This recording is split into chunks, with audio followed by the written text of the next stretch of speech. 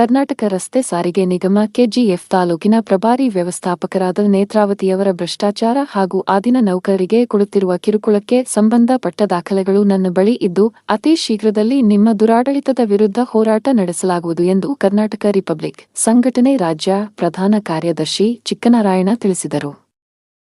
ಪಟ್ಟಣದ ಅಂಬೇಡ್ಕರ್ ಭವನದಲ್ಲಿ ಕರೆಯಲಾಗಿದ್ದ ಪತ್ರಿಕಾಗೋಷ್ಠಿಯನ್ನು ಉದ್ದೇಶಿಸಿ ಮಾತನಾಡಿದ ಅವರು, ನೇತ್ರಾವತಿಯವರು ಚಾಲಕರ ಮತ್ತು ನಿರ್ವಾಹಕರ ಮೇಲಿನ ಕೋಪದಿಂದ 40 ವರ್ಷಗಳಿಂದ ಬಿಜಾಪುರಕ್ಕೆ ಸಂಚರಿಸುತ್ತಿದ್ದ ಸಾರಿಗೆ ವಾಹನವನ್ನು ಸ್ಥಗಿತಗೊಳಿಸಿದ್ದಾರೆ. ಇದರಿಂದ ಸರ್ಕಾರದ ಬೊಕ್ಕಸಕ್ಕೆ ಲಕ್ಷಾಂತರ ರೂಪಾಯಿ ನಷ್ಟ ಉಂಟಾಗಿದೆ ಎಂದರು. ಜಿಲ್ಲೆಯ ಕೆಜಿಎಫ್ ತಾಲೂಕಿನ ಪ್ರಭಾರ ತಾಲೂಕು ಘಟಕದ ಡಿಪೋ ಮ್ಯಾನೇಜರ್ ಆಗಿ ಕಾರ್ಯನಿರ್ವಹಿಸುತ್ತಿರುವಂತಹ ನೇತ್ರಾವತಿಯವರ ದುರ್ನಡತೆಯನ್ನು ನಾವು ಕಾಣಿಸ್ತಾ ಇದ್ದೇವೆ. ಅವ್ರು ಏನಾದರೂ ನಾವು ಸಂಘ ಇವ್ರು ಏನು ಬೇಕಾದ್ರೂ ಮಾಡ್ಬೋದು, ಇವ್ರ ಅಧಿಕಾರ ಏನು ಬೇಕಾದ್ರೂ ಮಾಡಿದ್ರೆ ನಾವು ಕೊಡ್ತೀವಿ. ಇವ್ರು ನಮ್ಮ ಮೇಲೆ ಇರಿಸದ ಆರೋಪ ಮಾತ್ರ ಈ ನೇತ್ರಾವತಿ ನಾವೆಲ್ಲ ತಿಳ್ಕೋಬೇಕೇನು.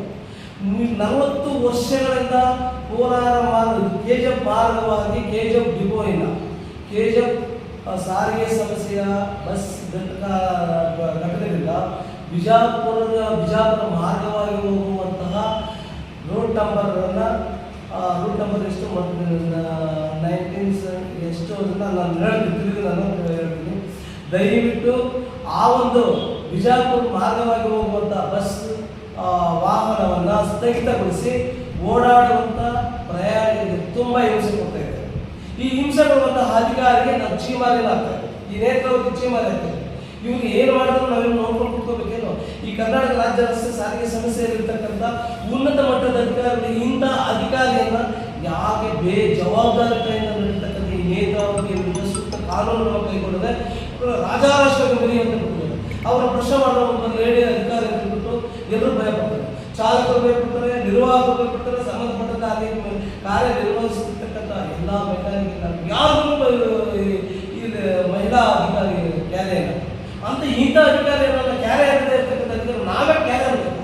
ಈ ಅಧಿಕಾರಿಗೆ ಧಿಕ್ಕಾರ ಆಗ್ತಿದ್ವಿ, ಚೀಮಾರಿನ ಆಗ್ತಿದ್ವಿ. ಇವರ ವಿರುದ್ಧ ಪ್ರಧಾನ ವ್ಯವಸ್ಥಾಪಕರು ಕರ್ನಾಟಕ ರಾಜ್ಯ ರಸ್ತೆ ಸಾರಿಗೆ ಸಂಸ್ಥೆ ಮತ್ತು ಆ ಸಂಸ್ಥೆಯ ಅಧಿಕಾರಿಗಳ ಮುಂದೆ ನಾವು ಇವರ ವಿರುದ್ಧ ಶಿಸ್ತಿನ ಕ್ರಮ ಕೈಗೊಂಡಂತೆ ನಾವು ಹೋರಾಟವನ್ನು ನಿಗದಿಪಡಿಸ್ತೀವಿ. ಇವ್ರು ತಿಳ್ಕೊಂಡಿರ್ಬೋದು ನೇತ್ರಾವತಿ ಮಾಡಲ್ಲ ಅಂತ. ನೇತ್ರಾವತಿ ನಿಮ್ಮ ವಿರುದ್ಧವಾಗಿ ಈಗಾಗಲೇ ಮೊದಲೊಂದು ಹೋರಾಟ ಮಾಡಲಿಕ್ಕೆ ಸಜ್ಜಾಗಿದ್ದೀವಿ. ಇನ್ನು ಆ ನೀನು ನೀತಿಗಟ್ಟವನ್ನು ತಿಳ್ಕೊಂಡು ನಮ್ಗೆ ಚೆನ್ನಾಗಿ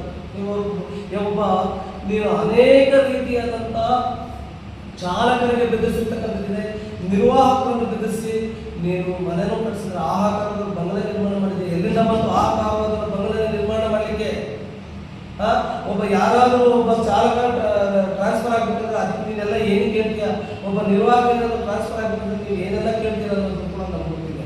ಆದರೆ ದಯವಿಟ್ಟು ನೀವು ನಿನ್ನ ಅವಿವೇಕತನವನ್ನು ಮರೆತು ನಿನ್ನ ದುರಂಕಾರದ ಮಾತುಗಳನ್ನು ಬಿಟ್ಟು ಅಧಿಕಾರಿಗಳ ವಿರುದ್ಧವಾಗಿ ನೀನು ಬೇರೆ ರೀತಿಯಲ್ಲಿ ಮಾತನಾಡಿದ್ದಾಗಲಿ ಸಂಘ ಸಂಸ್ಥೆಗಳ ವಿರುದ್ಧ ನೀನು ಇರಿಸದ ಆರೋಪಗಳು ಮಾಡಿದ್ದೇ ಆಗಿದ್ದಲ್ಲಿ ನಾವು ನಿಮ್ಮ ವಿರುದ್ಧ ಹೋರಾಟ ಮಾಡಲಿಕ್ಕೆ ಈಗಾಗಲೇ ಸಿದ್ಧವಾಗಿದ್ದೀವಿ. ದಯವಿಟ್ಟು 3-4 ತಿಂಗಳಿಂದ ನೀವು ಬಿಜಾಪುರ ಕೆಜಿಎಫ್ ಮಾರ್ಗವಾಗಿ ಹೋಗುವಂಥ ಬಿಜಾಪುರ ತಲುಪುವಂಥ ಬಸ್ ಮಾರ್ಗವನ್ನು ಏನು ಸ್ಥಗಿತಗೊಳಿಸಿದೆ, ಏನು ನಿಲ್ಲಿಸಿದೆಯಾ ಅದನ್ನು ಮುಂದುವರಿಸಬೇಕು. ನೀನು ಮುಂದುವರಿಸಿಲ್ಲ ಅಂತಂದರೆ ನಿನ್ನ ವಿರುದ್ಧವಾಗಿ ನಮ್ಮ ಹೋರಾಟವನ್ನು ಖಂಡಿತವಾಗಿ ಶತಸಿದ್ಧ. ನೀವು ಮಾಡಿರ್ತಕ್ಕಂಥದ್ದು ಎಲ್ಲವನ್ನೂ ನಾವು ಗೌರವಾನ್ವಿತ ಲೋಕಾಯುಕ್ತ ತನಿಖೆ ಆಗತಕ್ಕೂ ಬಿಡಲ್ಲ. ಆ ಒಂದು ಮಟ್ಟಕ್ಕೆ ನಾವು ಹೋರಾಟ ಮಾಡ್ತೀವಿ.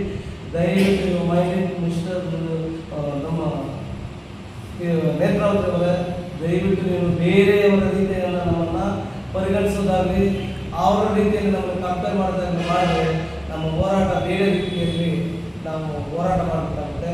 ದಯವಿಟ್ಟು ನೀವು ಮಾರ್ಗವಾಗಿ ಚಲಿಸುವಂಥ ವಾಹನವನ್ನು ಪದೇ ಆ ರೂಟನ್ನು ಆಪರೇಟ್ ಮಾಡಲೇಬೇಕಂತ ನಾವು ಈ ಸಂದರ್ಭದಲ್ಲಿ ಗೌರವಾನ್ವಿತ ಪತ್ರಿಕೆಗಳ ಮೂಲಕ ನಾನು ಲೋಕಾರ್ಪಣೆ ಮಾಡ್ತಾ ಇದ್ದೀನಿ.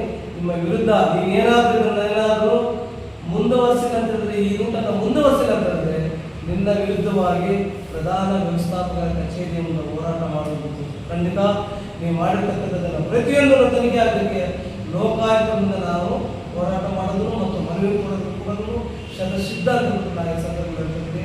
ದಯವಿಟ್ಟು ನಿಮ್ಮ ಮಹಿಳಾ